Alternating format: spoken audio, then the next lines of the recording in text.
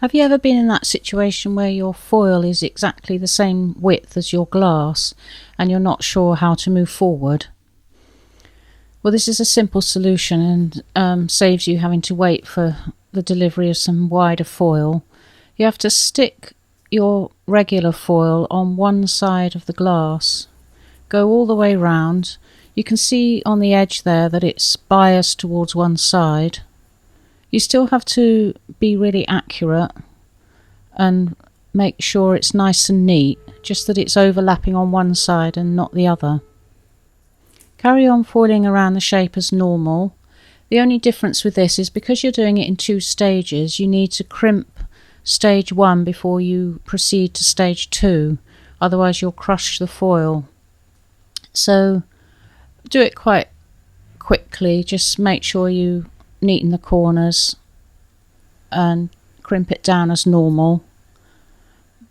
And then when you start putting the second piece of foil on, you have to overlap it on the other side this time. Make sure that you've got an equal amount of foil overlapping on side 2 as you did on side 1.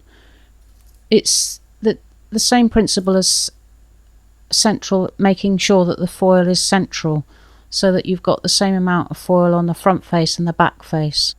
Crimp side 2, and if you've done it nice and neatly, you can see how effectively you've created a wide foil which will cope easily with thick glass. You can see here the overlap that gives you that extra width and makes it perfect for covering thick glass. The burnishing is just exactly the same. You might want to do a little bit more on the edges to make sure that the overlap is secure. And there you have it, the perfect solution for those times when your glass is too thick for your foil.